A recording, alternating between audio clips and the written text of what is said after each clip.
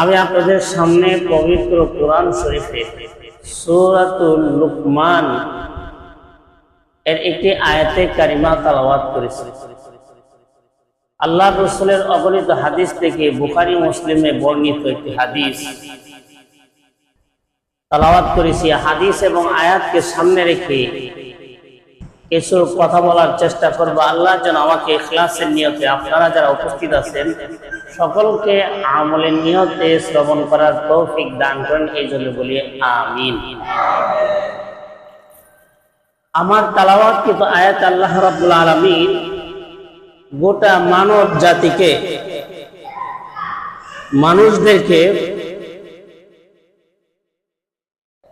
শুধুমাত্র একটা কর্মসূচি দিয়েছে,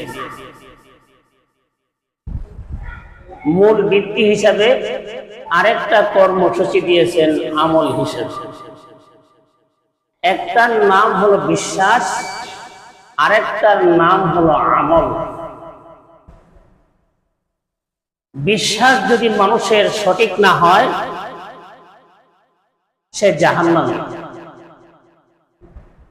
আর আমলও যদি সঠিক না হয় ওই ব্যক্তিটা বিশ্বাস থাকা সত্ত্বেও আমল বিশুদ্ধ না হওয়ার কারণে, সঠিক না হওয়ার কারণে সাময়িক সময়ের জন্য সে জাহান্নামে থাকতে হবে। আর বিশ্বাসও নষ্ট, বিশ্বাসও ভালো না, আবার আমলও ভালো না, এই লোকটা চিরকাল জাহান্নামে থাকতে হবে। আর হাদিস শরীফ আল্লাহ রাসূল সাল্লাল্লাহু আলাইহি সাল্লাম বলছেন, মানুষ মারা যাওয়ার পরে, মৃত্যু গ্রহণ করার পর তার পিছনে কবর পর্যন্ত তিনটা আমল যায়। কয়টা আমল? তিনটা। আন আনাস রাদিয়াল্লাহু তাআলা আনহু قال, আনাস রাদিয়াল্লাহু তাআলা আনহু থেকে বর্ণিত, তিনি বলেন, قال رسول الله صلى الله عليه وسلم, আল্লাহ নবী বিশ্বনবী রাহমাতুল লিল আলামিন তিনি বলেন, ইয়াতবাউল মাইয়িতা সালাসুন, মৃত ব্যক্তির সঙ্গে, মৃত ব্যক্তির যে লাশ, এই লাশের সঙ্গে কবর পর্যন্ত তিনটা জিনিস যায়।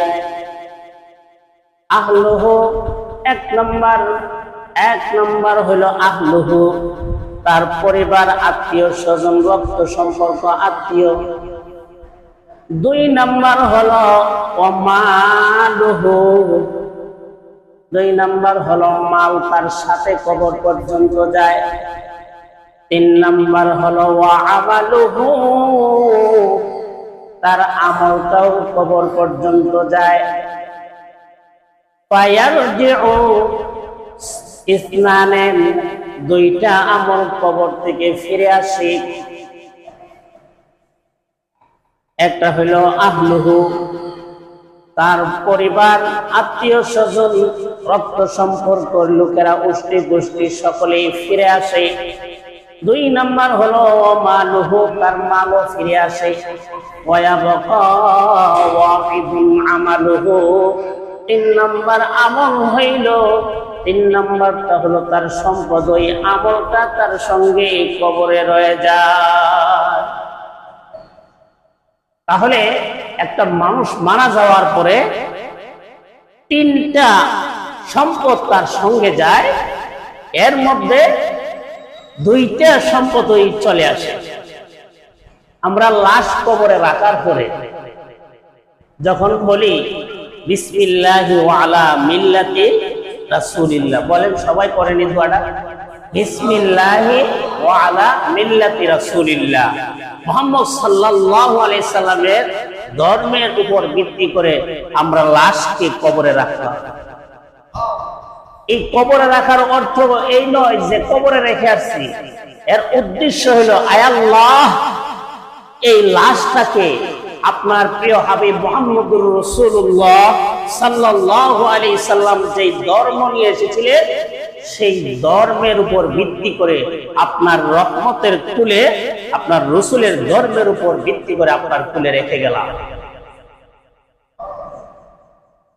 এই কথা বলে আমরা রাখি, রাখার পরে উপরে ছাউনি দেই, বাঁশের ছানি দেই, দেওয়ার পরে দাঁড়ি দেই, দিয়া তখন আমরা হাতে মাটি নেই কি না? এই সময় কি করি? মিনহা খালাকনাকুম, ওই সময় আমরা এই দোয়াটা পড়ি, মিনহা খালাকনাকুম। এই মাটি থেকে আমাকে, অর্থাৎ আল্লাহ বলতেছেন তোমাদেরকে এই মাটি থেকে আমি সৃষ্টি করেছিলাম। ওয়া মিনহা নুঈদুকুম, এই মাটিতে আমি আল্লাহ আবার তোমাদেরকে ফিরায় নিয়ে যাচ্ছি। ওয়া মিনহা নুখরিজুকুম তারাতান উখরা, এই মাটি থেকে আমি আল্লাহ আবার তোমাদেরকে উঠাইব। এই দোয়া করে আমরা মাটি দিতে থাকি, দিয়ে কি আমরা ওখানে বৈশা থাকি না চলে আসি? চলে আসি। আল্লাহর রাসূল বলেন, একদম মানুষ যখন মারা যায়, ইনকাতা আনহু আমালুহু, তার সমস্ত আমল বন্ধ হয়ে যায়, ইল্লা মিন সালাস, তিনটা আমল বাকি থাকে। ইল্লা মিন সাদাকাতিন জারিয়া, এক নম্বর আমল হলো সাদকা জারিয়া।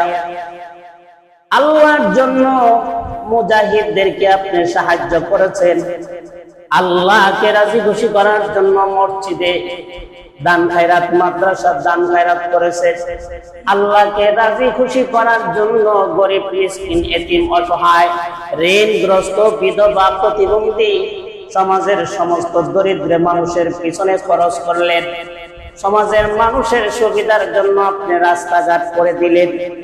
এই হইল সাদকা জারিয়া। রাসূল বলেন, যতদিন পর্যন্ত আপনার দেওয়া জায়গা দিয়া রাস্তা ব্যবহার করে মানুষ চলবে, কিয়ামত পর্যন্ত আপনার কবরে আপনার আমলনামায় সওয়াব পৌঁছতে থাকবে। আপনার ওই টাকার মাধ্যমে যদি রাস্তা হয়, ওই রাস্তাটা যতদিন মানুষ ব্যবহার করবে ততদিন পর্যন্ত আপনার আমার আমলনামায় সওয়াব পৌঁছতে থাকবে।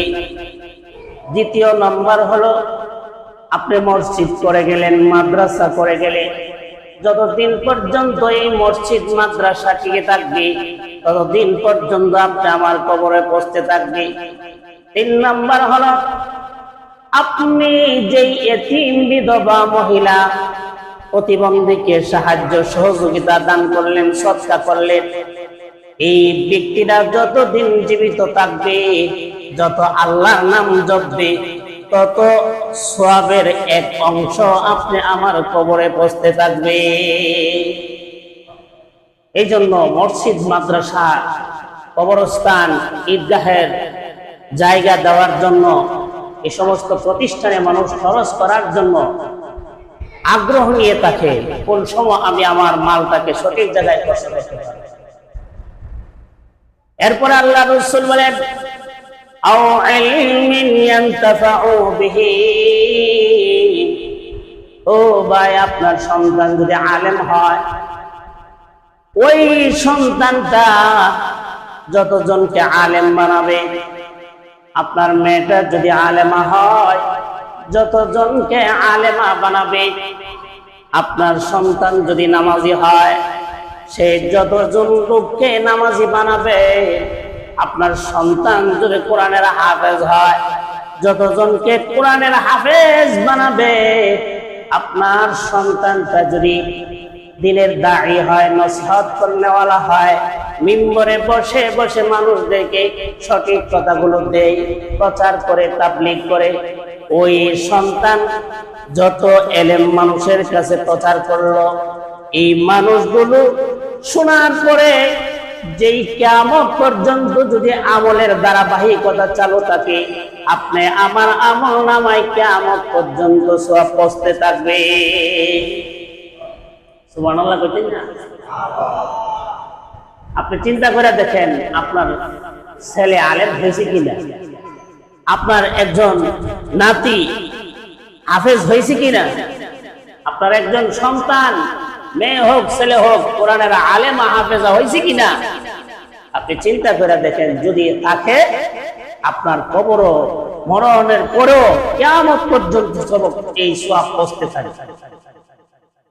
3 নম্বর আল্লাহ রাসূল বলেন, আওয়ালাদিন সালিহিন ইয়াদউ লা, যেই সন্তান কবরের পাশে দাঁড়ায় গিয়া সূরা ইয়াসিন তেলাওয়াত করবে আর চোখের পানি ছেড়ে কাঁদবে, প্রভু গো আমার বাবা মাথার ঘাম পায়ে ফেলে আর বাংলা পরিশ্রম করে আমাকে পড়াশোনা করাইছে, ও প্রভু তুমি না ওয়াদা করেছো কোন হাফেজের কোন আলেমের বাবাকে তুমি শাস্তি দিবা না, অপমানিত করবা না।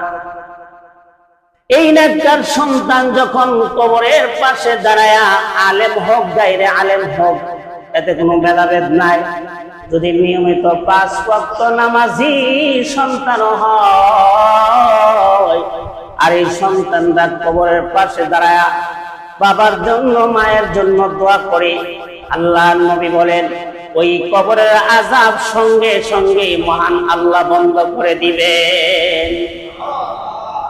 এরকম নেককার সন্তান আপনি তৈরি করে যেতে পারতেছেন কিনা, আপনি চিন্তা করেন, খেয়াল করেন। আপনি মসজিদে, আমি মসজিদে আসতেছি, আবার বালেক সন্তানরা মসজিদে আসে কিনা, না আসলে তাকে যেইভাবে আনতে হয় সেইভাবে আপনি বুঝায়া সমঝায়া তাকে আদর করে মহব্বত করে যেইভাবে আপনি তাকে খুশি করে আপনার সাথে মসজিদে নিয়ে আসেন, আপনার সাথে নামাজে নিয়ে আসেন, আপনার সাথে তাফসীরে নিয়ে যান, আপনার সাথে একটা ইবাদতে জড়ায় দেন, দেখবেন এই সন্তান আপনি মারা যাওয়ার পরও আপনার জন্য দোয়া করবে না, করবে না? জোরে বলেন, করবে কিনা?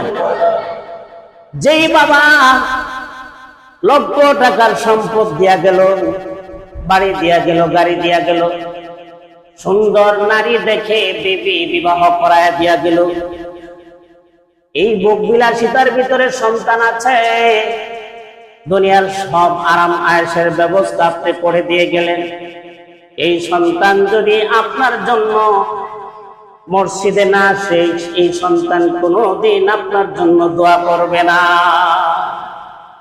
এই সন্তান আপনার জন্য দোয়া করবে। আপনি চিন্তা করে দেখেন, আমার বাবা মারা গেছে, সবাই চিন্তা করে দেখেন কই দিন বাবার কবরের পাশে গেছেন। প্রথমত হয়তো মারা যাওয়ার পরে মাসখানেকের ভিতরে কয়েকবার আসা যাওয়া হয়, কবরের পাশে যাওয়া হয়। বছর চলে গেলে সপ্তাহেও একদিন কবরের পাশে যাওয়ার সময় হয় না। আপনি সম্পদ দিয়ে গেছেন, জমি জমা দিয়ে গেছেন, বাড়ি গাড়ি দিয়ে গেছেন, এগুলো নিয়ে সন্তানরা ব্যস্ত হয়ে যায়। বাবার কবরের পাশে দাঁড়ায়া মসজিদে বসে লম্বা ছোড়া বাবার জন্য দোয়া করা, এই সন্তান খুঁজে পাওয়া যায় না। ওনার আব্বা যে ছিল, প্রায় সময় আমি দেখছি নির্জনে বৈশা ছেলেদের নাম উল্লেখ করে, মেয়ের নাম উল্লেখ করে, বিবির নাম নিয়া নিয়া, মানে আলাদা আলাদা ভাবে দীর্ঘ সময় দোয়া করতেন, মা বাবার জন্য দোয়া করতেন। সবসময় বলতেন, হুজুর এই বছর আমার বাবার নামে আমি কোরবানি দিতে পারবো কিনা, আমার এই আওলাদ আছে এদের জন্য, এই হিসাবটা নিতেন। উনি লম্বা চূড়া দোয়া করতেন, কিন্তু আপনারা মাইন্ড করেন না, উনি মারা যাওয়ার পরে ওনার একজন সন্তানকে আমি আজ পর্যন্ত দেখি নাই। উনি না, শুধু আরো অনেকে আছে। ওনার এমন মারা গেছে এমন একটা ব্যক্তির সন্তান 20 মিনিট পর্যন্ত বাবার জন্য দোয়া করছে মসজিদে বসে, আমার চোখের সামনে পড়ে নাই। কিন্তু উনি ওনার সন্তানের জন্য, বিবির জন্য, মা বাবার জন্য উনি দীর্ঘ সময় মোনাজাতে কান্না করেছেন। এমন সন্তান যদি বেঁচে থাকে, মা বাবার কবরে সন্তান যতদিন বেঁচে থাকবে ততদিন পর্যন্ত মা বাবার কবরে সওয়াব পৌঁছতে থাকবে। আল্লাহ রাসূল বলেন, মানুষ যখন মারা যায় ইয়াত্তাবিউ মাইয়িতা সালাসুন, মৃত ব্যক্তির পিছনে তিনটা সম্পদ তার পিছনে পিছনে যায়। কথাগুলো স্মরণ আছে? এক নম্বর হলো আহলুহু, তার সন্তান ছেলে মেয়ে যারা আছে, আলিয়া আওলাদ, গোষ্ঠী বংশধর, আত্মীয় স্বজন যেখানেই থাকুক সবাই এসে জানাজায় লাশের পিছনে পিছনে যায়, গিয়া লাশটাকে জানাজা পড়ে। ওইটা খুব কাছের যারা, বেশি কাছের যারা, বেশি অন্তর থেকে এই লোকটারা মহব্বত করতো, তারা কবর পর্যন্ত যায়। কোথায় পর্যন্ত যায়? কবর পর। বেশি মহব্বত যারা করতো, কোন দুনিয়ার স্বার্থে না, এমনিতে ওনারা মহব্বত করতো, এই এমন লোকগুলো তার কবর পর্যন্ত যায়।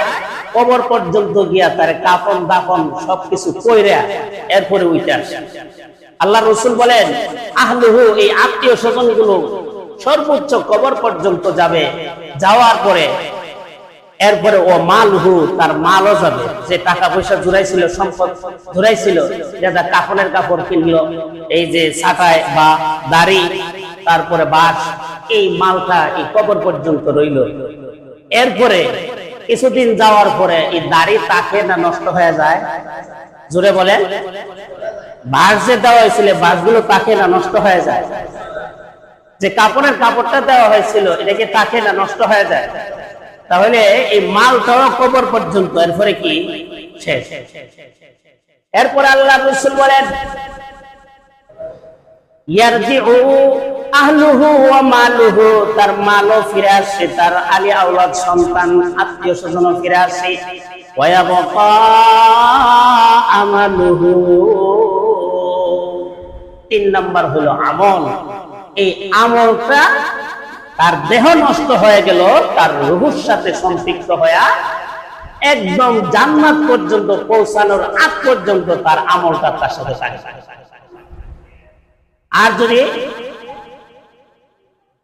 আর যদি বদ আমল হয়, গুনাহগার হয়, তাহলে তার জাহান্নামে পৌঁছানোর আগ পর্যন্ত তার সাথে থাকবে।